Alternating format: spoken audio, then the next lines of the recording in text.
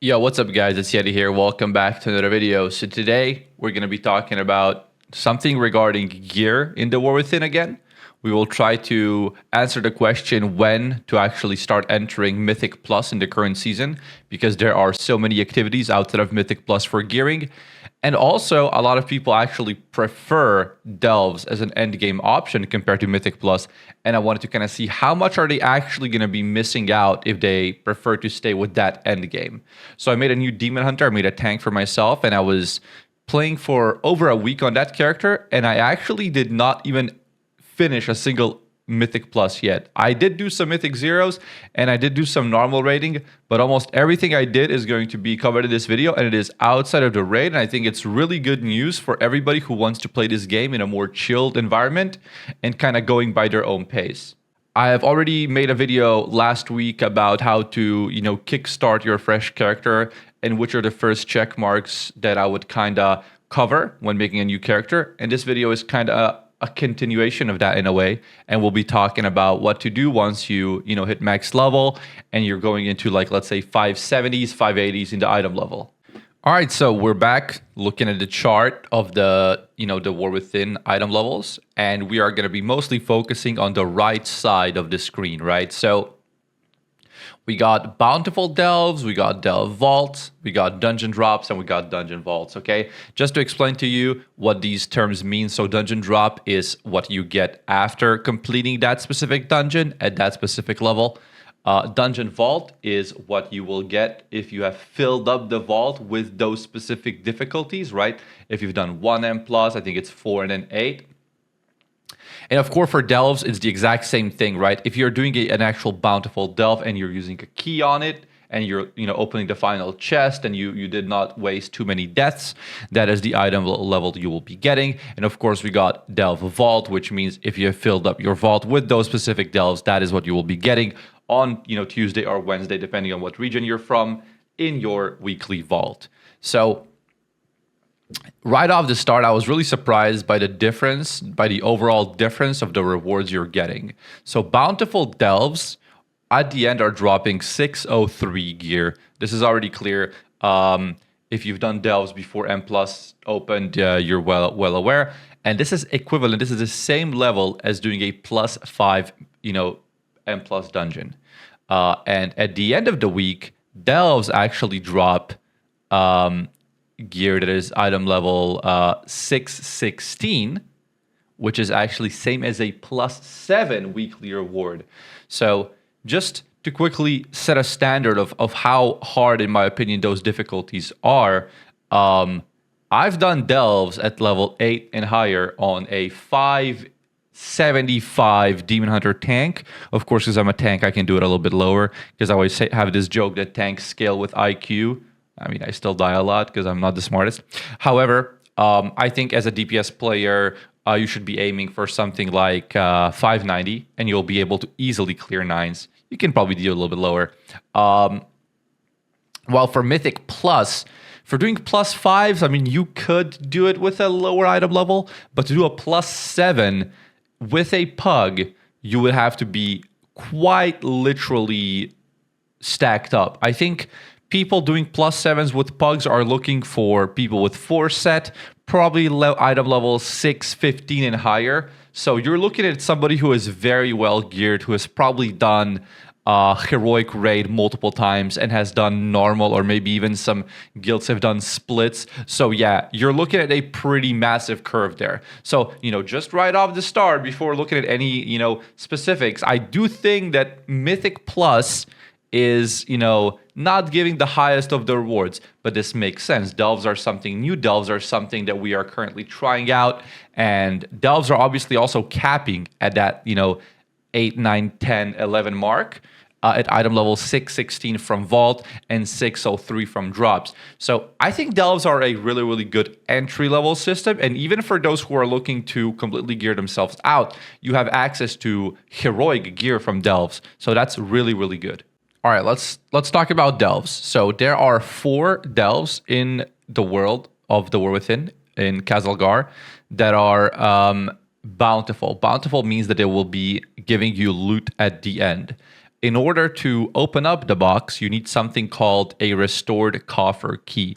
So the way you get a restored coffer key is by opening up the weekly activity boxes, or by just doing world content such as world quests. And also sometimes you have to toggle on PvP mode to see PvP world quests, which can also give you restored coffer key shards.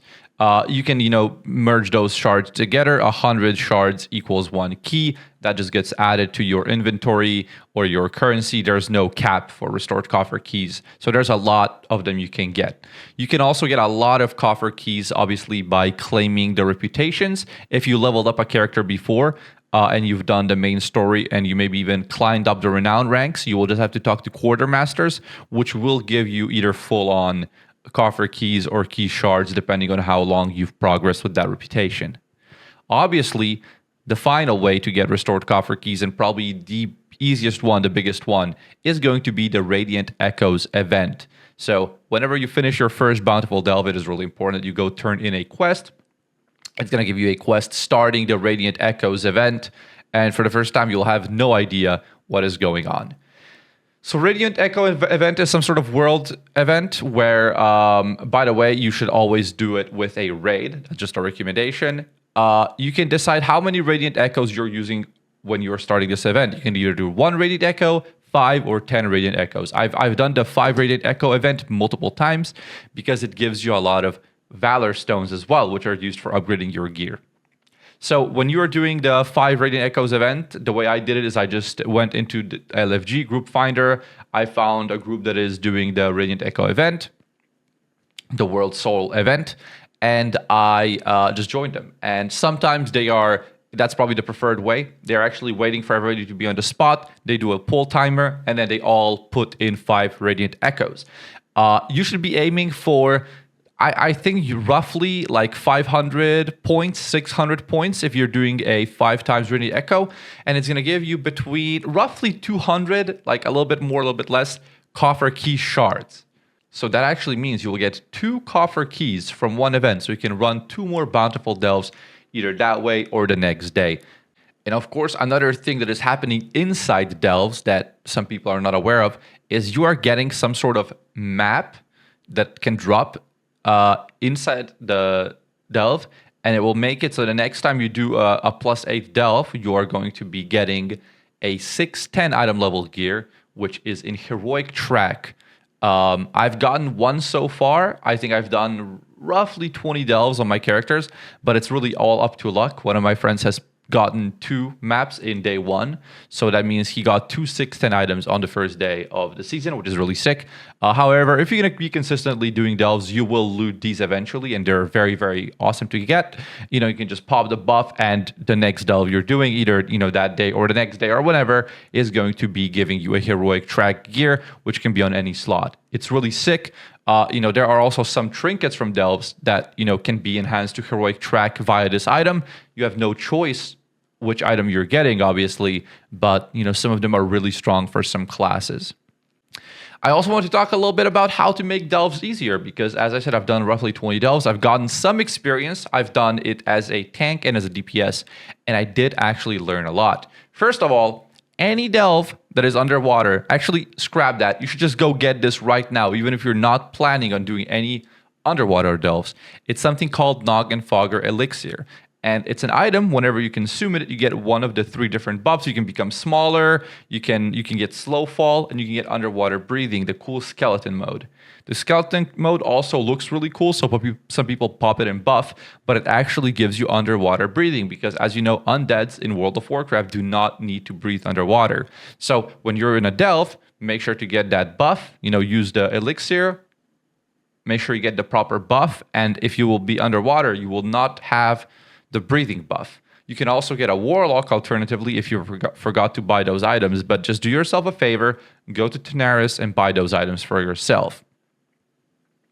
I've also done a lot of other delves, and I've learned that like a lot of mechanics can be really just done in a smart way. For example, the air totem can be dropped, the torch can be dropped on the floor whenever you're fighting mobs and you just pull them into the circle. Don't be that one guy, that tank, which was me for a little bit, when I had the buff on me and I was pulling mobs and I was kiting them while having the buff on me and it was running out. That's really, really stupid. Drop the buff and just fight around it. Make sure your teammates don't accidentally pick it up, tell them to drop it, etc. Also, obviously using CC, using interrupts, those are things that are core to delves. So you're actually building kind of like Mythic Plus experience inside delves already, and I think that's really sick. So I wanted to give another honorable mention to something I mentioned in a previous video, and there I've got a little bit more information about it. So you can get yourself an enchanted heroic crest, which allows you to upgrade an item, a crafted item, up to item level 619 for free, literally free, from a quest called To Kill a Queen, which makes you kill Queen Ansaric. That is the final boss in the new raid. And you can actually do that in story mode. So you need to make sure to do the first chapter of the max level The War Within story if you are on a fresh alt. You can just open up your quest log and you will see how many chapters you've done on top. You need to do just the first one. So look for that big exclamation mark on the map and do that quest line first. You will then start the quest by talking to the little spider called Webster in Dornegal, and you must complete his quest line. And after that, you just follow the quest marker up until the NPC that will queue you into the story version of the final boss. So that's it. That's how you started. That's how you enter the raid. The raid is really, really easy. Do not worry. It took me roughly 4 minutes to kill the boss. It has 2 phases. It's got some mechanics, but I don't think anything will kill you. I don't think I've dropped any health whatsoever. I was trying to taunt the boss because I'm a tank, but the NPCs were like, nope, we're tanking this. So I was just there. I queued as a tank. I think roll is completely optional there. I was fighting the boss, and that's it. After that, I got my 619 crest, and I used it on a craft. Because right now, by the time this video has been uploaded, you can actually craft 3 items. So I would almost entirely recommend you to craft a weapon if you have not gotten a good enough weapon yet. On my Demon Hunter, I went for a 619 main hand craft. And that increased my DPS by so much, and it's probably going to be like that for most classes. You need to just make sure with crafts that you will have at least 2 embellishments equipped, right? So check your guides on either Icy Veins or Wildhead for the class you're playing, and use 2 of the sparks on embellishments, and you can use 1 more spark on an item that is like lower item level or on weapon, because keep in mind, once you use a heroic crest that you got for free, you can also use a mythic runed crest later to make it, I think it's 636 item level, right? So if you're somebody who's not raiding, who's going to be doing Mythic Plus eventually at a higher item level, or sorry, at a higher key level, you can use those crests to enhance the, the quality and the item level of the craft you did now. It's not like once you use a crest, you cannot increase it in the item level. You can always recraft it, at a certain point. I think crafting in World of Warcraft is quite advanced right now. And I would really recommend you guys to go online and do some reading about crafting, or try to play with the crafting table a little bit yourself, because it really increases your character's power by a lot. So there's obviously some PvP gearing options as well in World of Warcraft, The War Within right now. So I found myself often looking at the Bloody Token PvP vendor, which drops 4 out of 8 veteran track items. So that is item level 593. And the way you get bloody tokens is by doing open world PvP world quests, right? Or just doing open world PvP in general. But the world quests will often give you 500 each time. And there's a cap of maximum amount of bloody tokens you can get in a character. And it increases each week. And bloody tokens are another really good way to catch up on slots where you potentially do not have a good enough item. Now, to answer the final question, when to actually start doing Mythic Plus? We can just go back to the start of the video and just kind of rephrase what I said, because all of my points at the start of the video were actually correct. If you want to do Mythic Plus that is lower level, +2, +3, +4, +5, you can probably do them as early as possible. Of course, make sure to host your own key to not throw, if you are ridiculously low item level, to not throw other people's, keystones. But realistically speaking, those difficulties will be scaling higher and higher each keystone you are doing. The War Within has changed Mythic Plus Keystone levels. What they did is they made M0 as hard as a +10, which means that a +5 is as hard as a +15 was in Dragonflight. +10 is as hard as a +20, roughly, right? The scaling is obviously a little bit different because they also changed the way item levels scale and the way we get gear in the War Within. So doing a +5 or a +7 is actually really, really hard. Those are actually pretty high keys already, and they should require things like Forset, things like pre-made, things like CC and interrupts. So if you're generally speaking not 100% sure about your knowledge in Mythic Plus, I would recommend you to start with a Mythic Plus 2 World Tour as soon as you're comfortable. After that, see how strong or how weak you were in those +2s, and you can start pushing higher.